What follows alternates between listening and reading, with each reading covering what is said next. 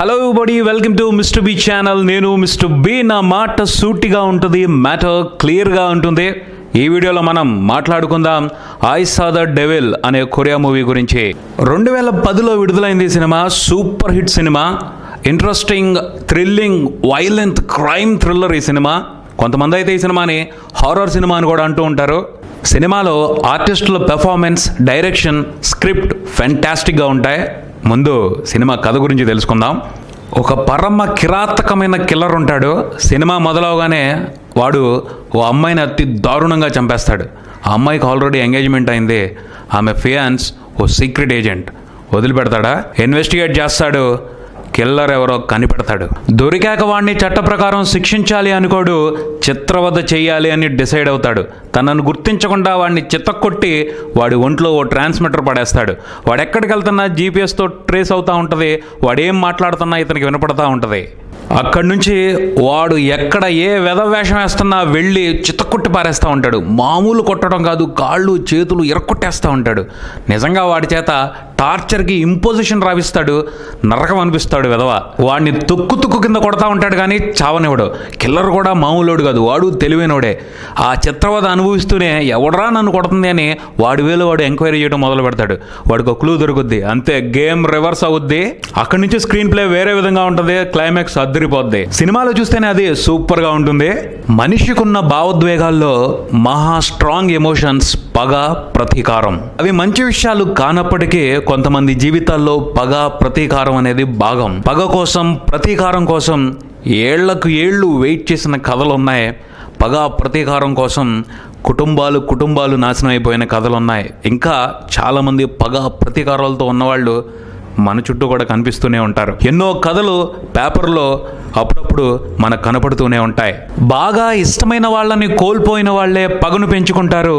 ఆ నష్టాన్ని చేసిన వారి మీద ప్రతీకారం తీర్చుకోవాలి అనుకుంటారు. చాలా వరకు పగల కథలు ఎలా ఉంటాయంటే పగబట్టిన వ్యక్తిని చంపేయటంతో అయిపోద్ది. కానీ ఈ సినిమాలో ప్రతీకారం చాలా వెరైటీగా ఉంటుంది అనమాట.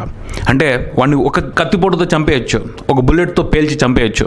కానీ అలా కాదు, వాడిని చిత్రవధ చేయాలి. వాడు చేసిన పాపానికి దారుణంగా వాడు బాధ, వ్యధ అనుభవించాలి. అది హీరో ఇంటెన్షన్. ఈ పాయింటే సినిమాని ప్రత్యేకంగా నిలబెట్టింది అని చెప్పుకోవచ్చు. బేసిక్గా నాకు కొరియన్ మూవీస్లో నచ్చేది ఏమిటి అంటే వాళ్ళు ప్రతి ఎమోషన్కి ఓ వాల్యూ ఇస్తారు. నిజమే, ప్రతీకారాన్ని కూడా ఓ వాల్యూ ఉంటుంది. సినిమాలో హీరోకి జరిగిన నష్టం ఎవరూ తీర్చలేనిది.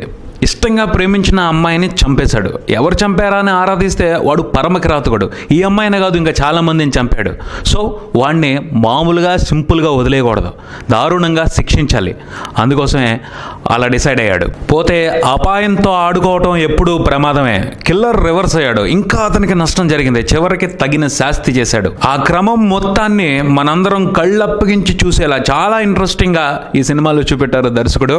చాలా బాగుంటుంది ఆయన సినిమాని నేరేట్ చేసిన విధానం. ఫస్ట్ నుంచి లాస్ట్ వరకు కూడా సినిమాతో ఎంగేజ్ అయ్యే ఉంటాం. కొరియన్ సినిమాలకు సంబంధించి నాకు నచ్చే మరో విషయం ఏమిటి అంటే వాళ్ళు కథని భలే చెప్తారు. ఫెంటాస్టిక్ స్టోరీ టెల్లింగ్ స్కిల్స్ ఆ సినిమాల్లో కనపడతాయి.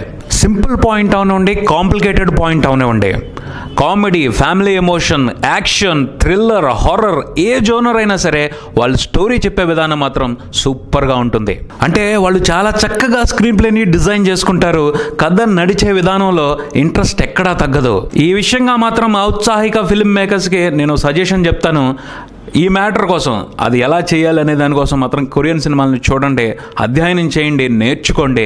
అది అవసరం. చాలా వరకు ఎంతో కొంత ప్రపంచవ్యాప్తంగా పేరు తెచ్చుకున్న ప్రతి కొరియన్ మూవీలోనూ ఈ పాయింట్ చాలా స్ట్రాంగ్గా కనిపిస్తుంది. మన తెలుగు సినిమాల్లో చాలా వరకు కొన్ని ఎపిసోడ్స్ని మాత్రమే బాగా రాసుకుంటారు, మిగతా తతంగాన్ని మమ అనిపించేస్తారు.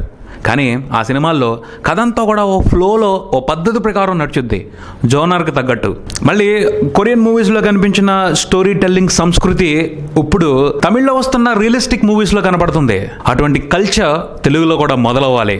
తర్వాత ఆర్టిస్టుల పెర్ఫార్మెన్స్లు కూడా చాలా బాగుంటాయి. ముఖ్యంగా కిల్లర్ క్యారెక్టర్ చాయ్ మిన్ సిక్, ఓల్డ్ బాయ్లో హీరో అతను. ఈ సినిమాలో విలన్గా ట్రెమెండస్ పెర్ఫార్మెన్స్ అని చెప్పాలి. ఎంతలా ఉంటుందంటే అతని పెర్ఫార్మెన్స్ భయపడిపోతాం. కిల్లర్ అంటే ఎంత దారుణంగా ఉంటాడా అని వణుకొచ్చేస్తుంది. ఆ రేంజ్లో పెర్ఫార్మెన్స్ ఉంటుంది. థ్రిల్లర్స్ని ఇష్టపడే వాళ్ళకి ఈ సినిమా ట్రీట్ అనే చెప్తాను. అలాంటి వాళ్ళు మిస్ అవ్వకుండా చూడాల్సిన సినిమానే. మహా గొప్పగా ఉంటుందిలే థ్రిల్లింగ్. యూట్యూబ్లో కూడా అవైలబుల్ ఉంది ఈ సినిమా, ట్రై చేయండి. పోతే సున్నిత మనస్కులు మాత్రం ఈ సినిమాని అవాయిడ్ చేస్తాం మంచిది. ఎందుకంటే భీకరమైన వైలెన్స్ ఉంటుంది ఈ సినిమాలో, తట్టుకోలేరు. సినిమాని సినిమాగా చూసి వదిలేసే వాళ్ళు అయితే చూడొచ్చు, సీరియస్ గా తీసుకునే వాళ్ళు మాత్రం ఈ సినిమాని చూడకపోవడమే మంచిది. ఇది ఐ సా ద డెవిల్ సినిమాకి సంబంధించి నా ఒపీనియన్. ఈ వీడియో మీకు నచ్చితే లైక్ చేయండి, మీ అభిప్రాయాన్ని కామెంట్ చేయండి, ఈ ఛానల్ ని సబ్స్క్రైబ్ చేయండి. నేను mister B. Keep watching mister B channel. Thank you.